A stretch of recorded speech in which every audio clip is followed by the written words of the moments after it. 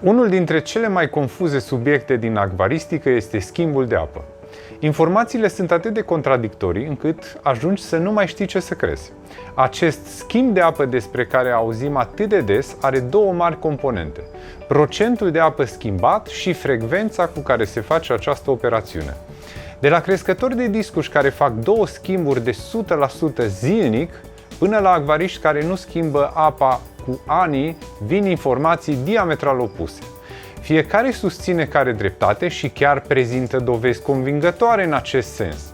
Însă, acestea mai degrabă ne afundă și mai mult în imposibilitatea determinării unei soluții concrete, în loc să facă lumină și să ne ajute să facem alegerea bună.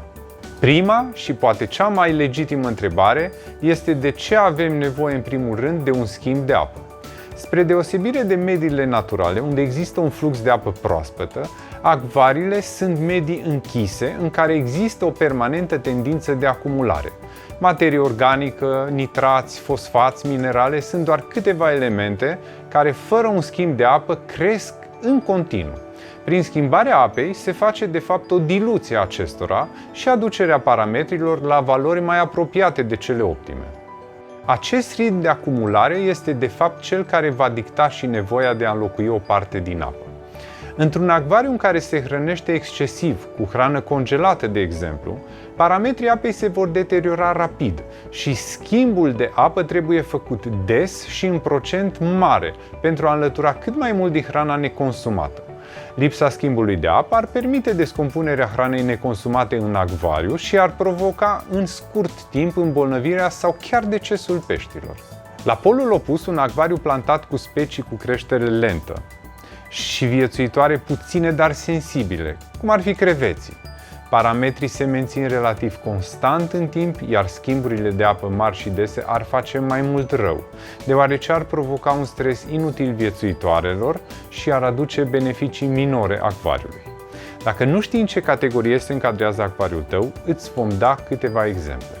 Schimburile între 50 și 100% săptămânal, de 2 ori pe săptămână sau chiar zilnic, sunt recomandate celor care cresc puieri de pește, în cazul acvariilor proaspăt pornite, în cazul acvariilor bine plantate și iluminate intens, în cazul acvariilor suprapopulate.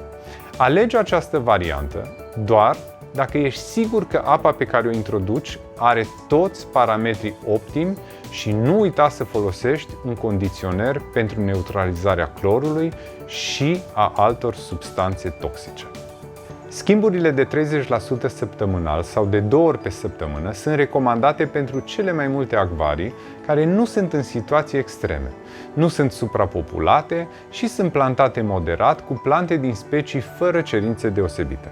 Schimburile de 10 până la 20% la o săptămână, 2 sau chiar 4 sunt recomandate pentru acvarii cu viețuitoare puține sau sensibile la schimbarea bruscă a parametrilor, pentru acvariile plantate cu specii cu creștere lentă sau în cazul în care apa de la rețea este de slabă calitate și nu permite efectuarea unor schimburi mai mari. Indiferent de procentul și frecvența cu care faci schimburile de apă, îți recomand să folosești întotdeauna accesoriile potrivite pentru ca această operațiune să fie cât mai scurtă și să necesite cât mai puțin efort. Dacă ai nevoie de mai mult de 20 de minute să faci schimbul de apă, probabil că pașii pe care îi urmezi sau accesoriile folosite nu sunt cele ideale.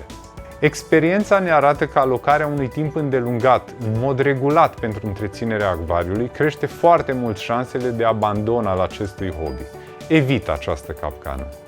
În toată această poveste, calitatea apei pe care o introduci în acvariu are un rol deosebit de important, dar această temă o vom aborda în următorul film.